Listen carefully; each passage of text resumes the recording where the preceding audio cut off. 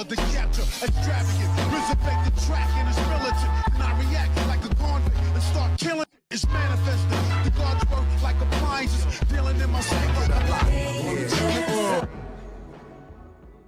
Yo, what's going on, everybody? It's your boy Naruto Explain here, bringing you guys another discussion for Boruto Naruto Next Generations, the manga. And for anime only fans, I am making a plea to you guys. Masashi Kishimoto, the author of the Naruto series, has returned starting this chapter. He's moved from a supervisory role and he's directly stepped in to start writing the Boruto manga right now. I highly recommend checking out the Boruto manga so you can join in on these discussions. However, with all of that being said though, if you're still here, I'm assuming you've already read this latest Boruto manga chapter. So I wanted to take the time now to have a very real conversation with you guys about Naruto's new transformation, and in particular, I want to talk to you guys about whether or not Naruto can actually survive this transformation. As we all know, at the end of the last Boruto manga chapter, Kawaki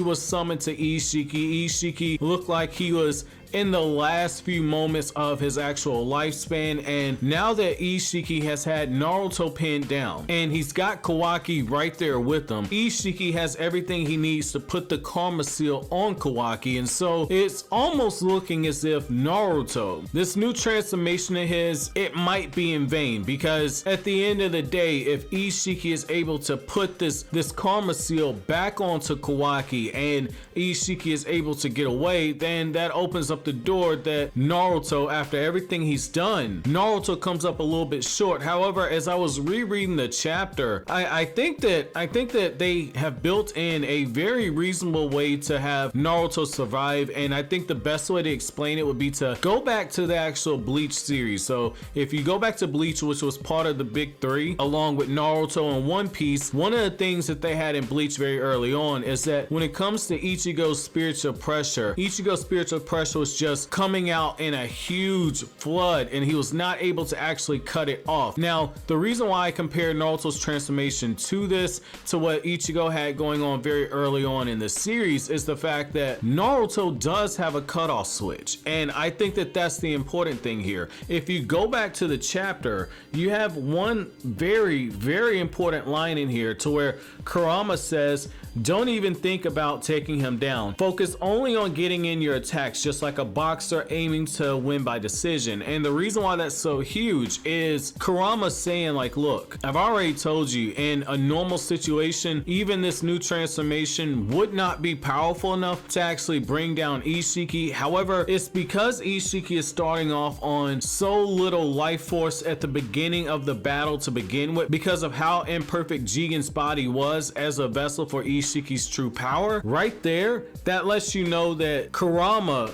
like he said, he only gave this transformation to Naruto because he saw an end game at this point. The only reason why Naruto could have potentially died is if the battle ended up going too long and both of them ended up dropping dead as a result of that, because it's taking Naruto's chakra and it's taking Kurama's chakra, it's putting them together, and then this new power is consuming, is feeding off of both of those. And so you're in a situation to where Naruto, because of the decisions that Naruto has made, Naruto is getting the life sucked out of him drop by drop. Can somebody please tell me what the fuck is going on? I don't know. I'm reading headlines after headlines. What the fuck? That's really what the fuck I want to know. What the fuck is going on?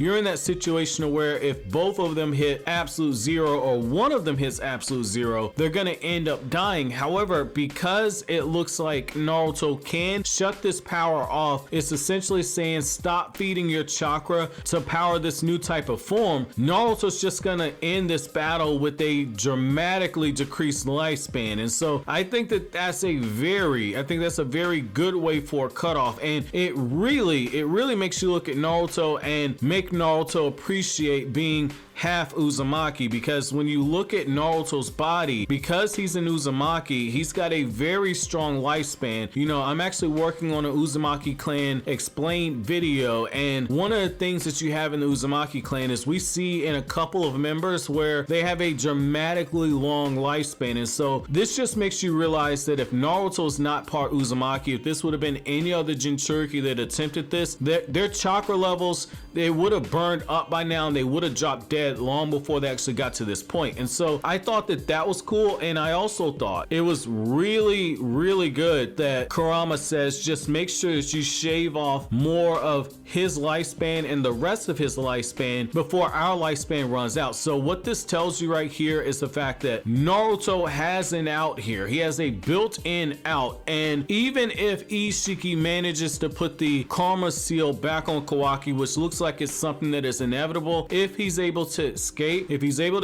or if he puts the karma seal, which I think is a likely situation. I think that he's gonna put the karma seal on Kawaki, and that's gonna be one of the last things that he actually does. And I think that if Kurama and Naruto can deactivate this form in enough time, both of them are going to be able to live. However, both of them are going to be in a situation where neither is going to be as powerful as they were before. I think that at the end of the day, that's probably the smartest move, because it sets up something that so many people have wondered. How in the world was Kawaki able to seal away Naruto? Now we understand. We understand that the karma seal gave Boruto in his base enough of a boost that when he was sparring against Naruto, Naruto's having to brace himself for some of Boruto's attacks. He's actually having to use shadow clones, and even Naruto says like, hey, you know, this power up you got, this is pretty substantial. So if you have a character in Kawaki who is going to begin to start resonating and drawing out even more power of the karma seal, and potentially have a karma seal that's more powerful than Boruto's, and now you have Naruto with a dramatically reduced power level, I think that now we're starting to see how Kawaki potentially could have overwhelmed Naruto and actually sealed him away. So I think that Naruto is going to be shown surviving this new transformation. However, I think that they've also started setting up the door for Naruto's eventual downfall and defeat. And I think that, you know, when you look at Naruto, it makes a lot of sense, because Naruto is in the same situation that so many overpowered characters that we've had in the Naruto franchise have been in, which is he's too powerful to reasonably exist as he is now and be able to continually keep up the whole thing with conflict and tension. Because if you think about it, Naruto's now entered into that category with Nagato and Itachi and Kimimaro, characters whose abilities are so overpowered and so unpredictable in how they can actually use it in battle because of their immense skill level. They have to be written out of the story in some type of a way. So I think that this was a very fitting way, and this is a very Kishimoto-esque thing to do. However, I want to know from you guys, do you guys think that Naruto is going to survive but be drastically weakened as a result of this new transformation? Let me know down in the comment section below. But as always, guys, if you like anything I had to say, don't forget to comment, rate, subscribe, and share. Thank you so much for watching all the way to the end. Have an awesome day, guys.